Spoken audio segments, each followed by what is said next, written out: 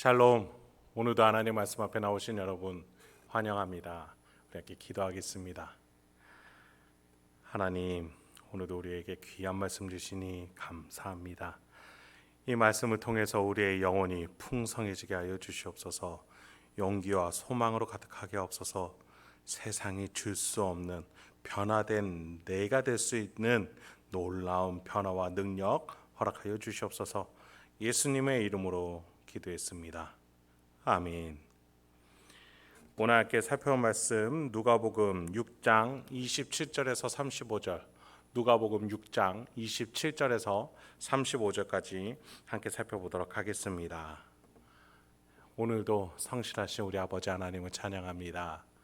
예수님의 사복사화 설교를 우리가 함께 살펴보고 있습니다.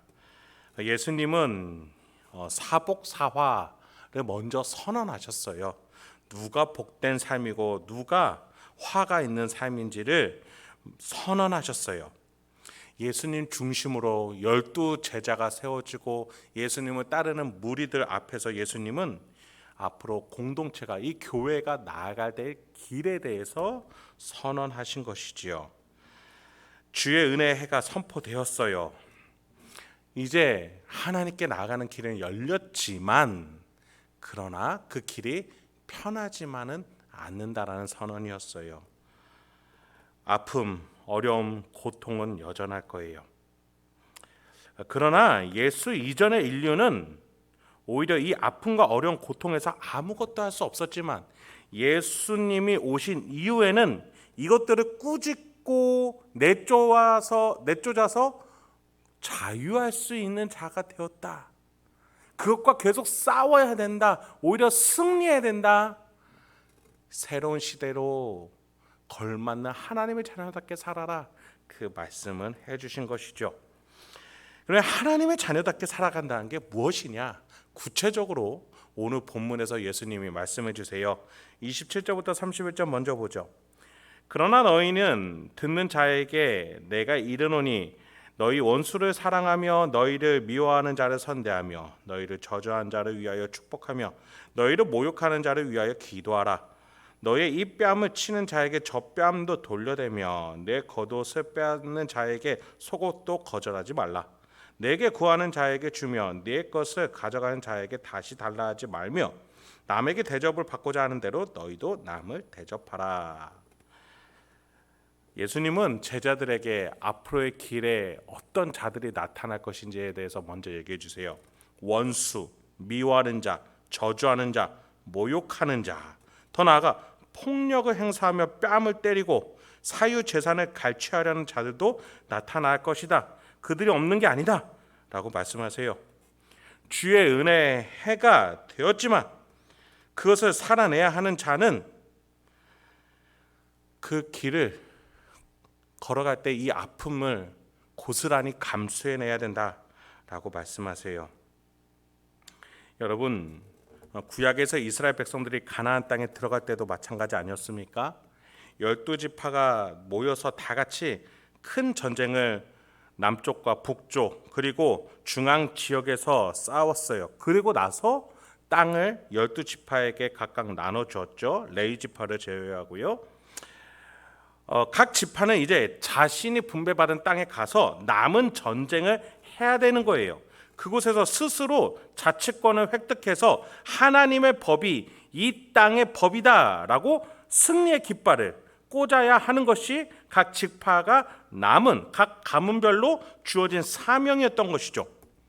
예수님의 시대에도 이 영적인 원리는 마찬가지입니다. 예수님이 이 땅에 오셔서 마귀를 내쫓으시고 병마를 꾸짖으시며 죄사함을 선포하셨어요. 그리고 우리의 지위가 하나님의 자녀가 되게 하셨어요. 가나안 땅에 입성한 자처럼 왕의 자녀가 되게 하셨어요. 이 땅을 우리가 이제 정복했어요. 그렇다면 이제 우리가 그 일상생활 속에서 우리가 스스로 살아가야 되는 겁니다. 스스로 우리가 분배받은 땅에서 하나님의 법이 생명의 법이다라는 것을 우리가 밝히고 살아내고 증거하면서 살아가야 되는 거예요. 여러분, 그렇다면 가나안처럼 우리가 칼 들고 몽둥이로 싸워야 되는 것이냐? 여러분, 그때는 나라가 세우는 것이 목적이었어요. 그렇다면 신약 시대는 교회를 세우는 거예요. 예수님이 지금 공동체를 세워두고 하시듯이 말이죠. 구약에서는 칼과 몽치로 법을 세웠다면 지금은 교회로서 예수님처럼 용서와 사랑, 선대, 축복으로 말이죠. 원수를 사랑하고 미워하는 자에게 선대함을, 저주하는 자에게 축복을, 모욕하는 자에게 기도를, 폭력하는 자에게 거절하지 말 것을 예수님 말씀하시듯이 이것으로 우리는 전쟁을 하는 것이죠. 어둠과의 전쟁을 하는 거예요. 여러분, 너무 의아하죠? 차라리 가나안에 들어가는 이스라엘 백성 구약시대처럼 칼과 몽둥이로 싸운다면 더 확실할 것 같아요. 하지만 여러분, 여기에서 중요한 차이를 아셔야 돼요. 여러분, 칼 몽둥이든 아니면 사랑으로 교회를 세운다는 것이든 두 가지 모두 하나님의 뜻을 세운다는 공통점이 있어요. 여러분, 지금 우리가 교회를 세운다지만 군사 지역에 있는 군인들은 총으로 우리나라의 자유를 지키고 있습니다. 산업 전선에서 우리의 역군들은 돈을 가지고 싸우고 있습니다. 우리의 가족과 국가와 민족을 지키기 위해서 각자가 싸우는 무기가 다른 거예요. 그런데 그 중심에 뭐가 있느냐? 하나님의 뜻과 정의와 공의와 정직과 사랑과 용서가 있느냐? 그것이 중요하다는 거예요. 칼이든 돈이든 아니면 총이든 정치든 무엇으로 싸우든 간에 하나님의 뜻을 세우기 위해서 우리는 여전히 우리에게 맡겨진 전쟁을 참여해야 된다는 것이죠. 바로 하나님의 뜻을 공격하려고 하는, 가나안 땅에서 있었던 우상 숭배가 가지고 있었던 비인격적인 문화와 전통들을 타파하기 위해서요. 하나님 말씀하시는 생명 존중과 용서와 사랑으로 말이죠. 여러분이 가지고 있는 것이 돈입니까? 무기입니까? 아니면 정치력입니까? 명예입니까? 그것들이 다른 사람을 살리고 사랑한다면 그것은 하나님의 전쟁의 귀한 무기가 될 것입니다. 그러나 반대로 여러분이 가진 것들이 사람을 살리지 않고 나 자신만, 내 가족만, 나의 공동체만을 위한다면 그것은 우상숭배의, 가나안의 우상숭배 문화와 하나 다를 바가 없다라는 것이죠. 여러분, 이 영적 원리는 마찬가지로 지금도 이어지고 있습니다. 여러분, 우리는 어둠과 싸우는 거예요. 사망과 싸우는 겁니다. 죄를 꾸짖는 거예요. 여러분이 가진 재정으로, 여러분이 가진 지위로 병마를 고칠 수 있습니다. 한 가족을 살릴 수 있어요. 한 사람에게 위로로서 생명을 살릴 수 있습니다. 우리는 그렇게 스스로 이 시대의 삶을 포기하려는 많은 주변에 병마와 죄악과 귀신에게 눌려있는 자들에게 복음을 선포하면서 살려내며 섬기고 사랑할 줄 아는 그런 예수님이 말씀하시는 교회를 세워나가는 전쟁을 할 줄 알아야겠습니다. 여러분, 가나안 그 구약시대도 결국에는 교회를 세우는 것이었어요. 하나님의 공동체, 지금도 하나님의 공동체를 세우기 위해서 우리가 나가야 되는 거예요. 여러분, 사랑과 선대로 맞서 싸우십시오. 세상 사람들과 똑같이 분노와 악의로 싸우려고 하지 마십시오.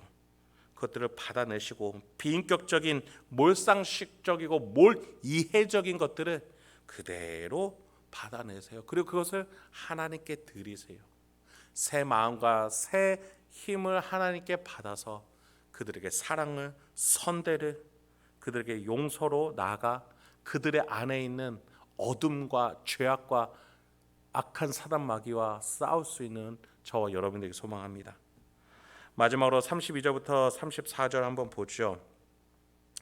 너희가 만일 너희를 사랑하는 자만을 사랑하면 칭찬받을 것이 무엇이냐? 죄인들도 사랑하는 자는 사랑하느니라. 너희가 만일 선대하는 자만을 선대하면 칭찬받을 것이 무엇이냐? 죄인들도 이렇게 하느니라. 너희가 받기를 바라고 사람들에게 꾸어주면 칭찬받을 것이 무엇이냐? 죄인들도 그만큼 받고자 하여 죄인들에게 꾸어주느니라. 오직 너희는 원수를 사랑하고 선대하며 아무것도 바라지 말고 꾸어주라. 그리하면 너희 상이 클 것이요 또 지극히 높으신 이의 아들이 되리니 그는 은혜를 모르는 자와 악한 자에게도 인자하시니라.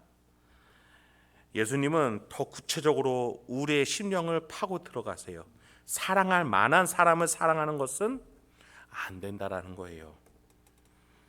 우리가 사랑과 용서로 싸워야 하는 대상들은 사랑할 만한 자가 아닌 자들, 누가 봐도 욕먹어도 싼 자들, 누가 봐도 이 세상에서 버릴 법한 사람들을 사랑할 수 있어야 된다는 거죠. 여러분, 여러분의 사랑이 자기 중심적이고 자기 숭배적인 사랑이 아니길 소망합니다. 나를 위해서 나에게 이득이 되는 사람들을 사랑하는 것에 그치지 않길 소망합니다. 예수님은 나에게 이득이 되지 않더라도 사랑할 때 그 전쟁에서 우리가 승리하는 것임을, 하나님의 뜻, 그 교회가 퍼져나가는 것임을 말씀해 주고 계세요. 오로지 사랑만으로도 살아갈 수 있다고 하세요. 용서만으로도 우리의 존재감이 유지될 수 있다고 하신 거예요. 선대함으로써도 내가 굳건하게 더 서 있을 수 있다라고 말씀하시는 거예요. 특히 35절 하반절에 그리하면 너희 상이 클 것이다. 그리고 지극히 높으신 이의 아들이 될 것이다. 우리의 지위가 회복되다 못해 마침내 지극히 높으신 하나님과 같은 건 아니지만 하나님의 아들로서 하나님의 보좌 우편에 있는 예수 그리스도와 함께 양자로 하나님 곁에 앉을 수 있는 그 지극히 높은 위치까지 우리가 올라가게 될 것임을, 너무나도 명예로운 이 자리로 올라와 하나님이 우리를 높이시고 너희의 상이 클 것이다 라고 말씀해 주세요. 피조물이 아니라 만들어진 존재로서 그쳐지는 것이 아니라 신적 지위까지 우리가 오르게끔 하나님은 우리를 그렇게 만드셨다는 사실 여러분 기억하시기 바랍니다. 여러분, 우리는 이 땅에서 10,000원짜리 한 장으로 그걸 얻어내기 위해서 저 사람을 짓밟으라고 지어진 것이 아니에요. 내가 가진 권한을 조금 더 어떻게든 더 누리기 위해서 치고받고 싸워 동네에 사방에 욕하는 사람으로 알려지라고 만들어주신 것이 아니에요. 사랑과 선대와 용서로 그 사람들을 품어내고 이 세상을 하나님의 뜻으로 다스리라고 우리를 만드셨고, 특별히 우리에게 먼저 은혜를 베풀어 주신 거예요. 여러분, 마지막 문장을 한번 보세요. 그는, 그러니까 하나님이죠. 그는 은혜를 모르는 자와 악한 자에게도 인자하신 분이다. 하나님은 은혜를 모르는 자와 또 은혜를 거절하는 악한 자에게도 인자하시대요. 내가 이러하니 너희도 이러해라. 내가 거룩하니 너희도 거룩해라. 내가 이들도 사랑하니 너희도 사랑하라. 여러분, 하나님이 우리의 아버지시죠. 우리는 하나님의 자녀로서 하나님을 닮아야죠. 그래야 자식다운 거 아닙니까? 여러분, 하나님이 이렇게 하시니 우리도 이렇게 사랑할 줄 알아야겠습니다. 말씀을 마치겠습니다. 여러분, 우리의 싸움은 결코 이 세상에서 쓸 것을 쟁취하기 위한 싸움이 아닙니다. 저 천국에서 하나님의 자녀가 될 것을 바라보며 하나님을 닮아가는 삶을 오늘 이 땅에서 사는 것이고, 그 삶에 대해서 예수님이 선언해 주신 거예요. 이렇게 살아야 된다라고 말했죠. 사랑할 만한 사람에서 그치는 것이 아니라 그 누구도 사랑하지 않고 버려둔 저 사람, 내가 사랑하면서 살아갈 수 있는 저와 여러분이 되길 소망합니다. 함께 기도하겠습니다. 하나님, 오늘도 우리에게 귀한 말씀 주시니 감사합니다. 오늘도 이 말씀을 통해서 우리가 다시 한번 삶의 방향에 대해서, 나의 삶의 정체성에 대해서 돌아볼 수 있길 소망합니다.